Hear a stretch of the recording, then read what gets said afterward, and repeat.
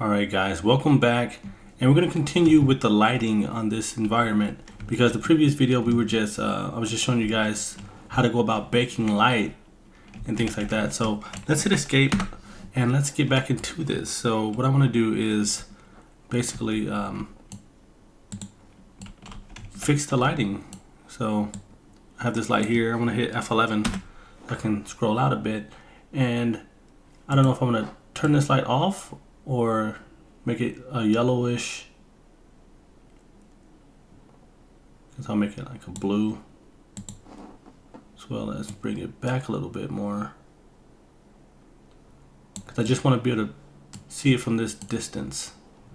And also I want to go outside of this map and basically grab a wall to block off any light that could be passing through this back end. So I'll rotate this 90 degrees, move it into place.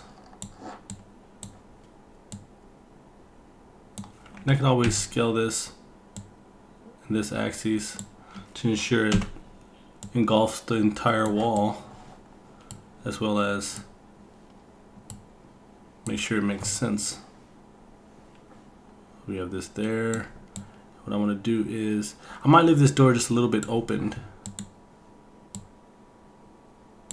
And notice as I move objects around, the lighting changes because I need to rebuild the lighting now. So I could make this light come from this area to kind of sell the illusion of this actually being more than it, it is. And I'll just up the intensity a bit more. And I'll leave this light off in this direction, but I also want to turn this a little bit closer to this direction. Or maybe I'll just turn off maybe we have two lights over here. I don't know if we need both of these to light this direction. And what I'll do is duplicate this light, move it further down, but turn down the intensity, but at the same time change the color to maybe something a bit more sci-fi. So a pinkish purplish color might suit a bit better. And I'll bring this light back a little bit for spacing. So that now that I did this, there's a bit more that entails about this environment, but there's so much going on with this light down here that I want to just dial down the intensity of this light. It's entirely too bright. Something else I could do is also add a point light. So I'll go back to the light and I'll grab a spotlight. Grab a spotlight. And this is so I can choose a direction to actually make the viewer see. So if I want them to focus on something, I can use this light to basically guide it. And I can go to the cone area, the inner cone, and further emphasize the direction. So now that we have something like this that looks good, I can change the color to something a bit more suiting. And as well, I can also change the intensity here. Now that I have this set up, instead of baking the light just now, I'll add a couple more things. So if I go to the content folder, instead of going to the low poly, I'll go back to the content folder and I'll go to starter kit, and there should be a folder with particles that I can pick on, and I'll add fire to the environment to help drag and drop this to the scene, so this seems like there's a bit more going on. So we have this here. We'll drag this a bit closer to this direction. I can grab smoke or steam to imply this room has some type of, frost or something going on in that direction.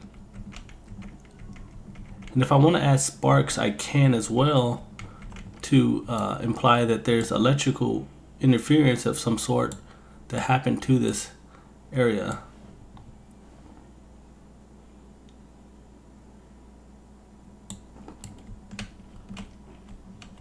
This looks fine. Now I think I want to add some atmospheric fog as well. So to add fog to the environment, what I'll do is go over here to visual effects, and I can go to, exponential height fog, or there's different types of fogs I can use. I can use sky atmosphere, and I'll just drag and drop one that I want to use and bring up the intensity. So you see as I bring it up, it lights as well. I can change the default height to make it higher or lower, whatever I choose. And as well, I have fog and scatter. I can choose the color that I want the fog to be. So if I want it to be like a yellow color, I can choose that, change blue, any color.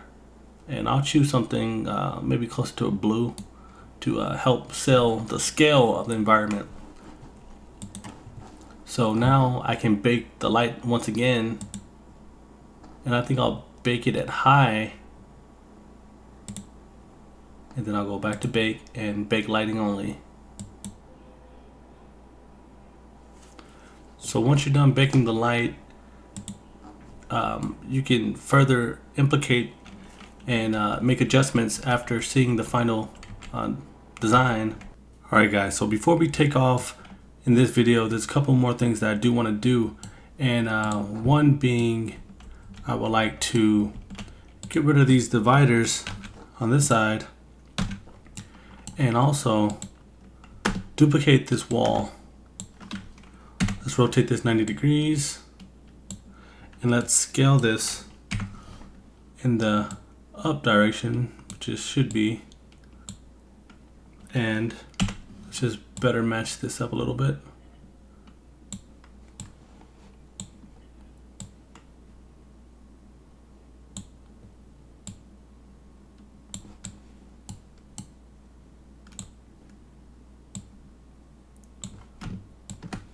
Duplicate that. We can actually drag this all the way up to the ceiling.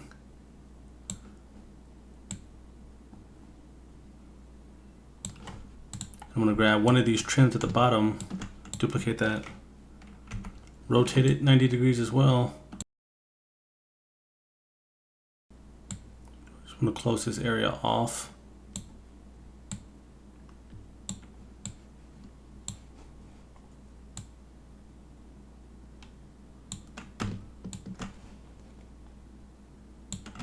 Duplicate it once more, as well as this wall.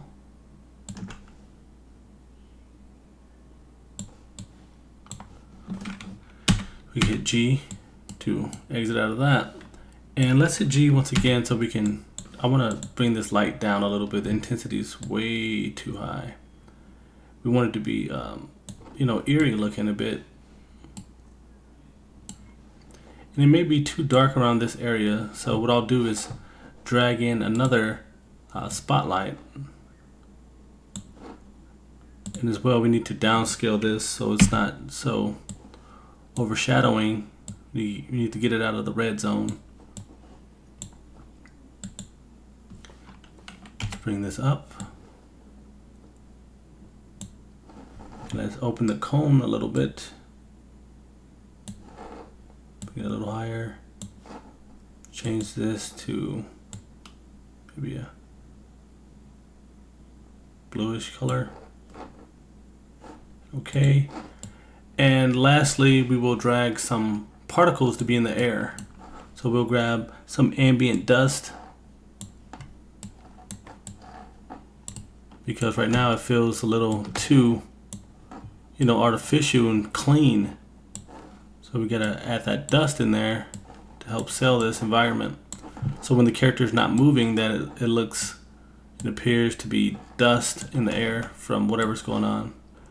Alright guys, so after adding the dust in the air, the dust particles, what I now like to do is do one final bake before closing this out. So I go to bake quality, ensure it's on medium, and we can bake light only. Alright guys, that bake is now complete. Now let's do a quick play test before ending this video.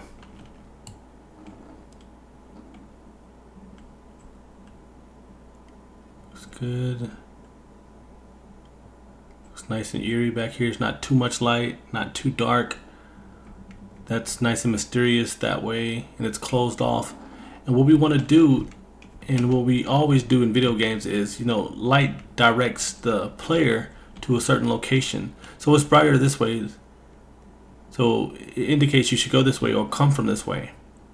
And once you get to this point, we can look left and right, and we have this this light that's which is the focal point, bringing you to want to know what's going on behind here. So if this was a game, we'd open this up and maybe you'd be able to go back there, and you can clearly see to the left that it's really dark, so you wouldn't be able to go down there, or it'd be stopping at some point, right?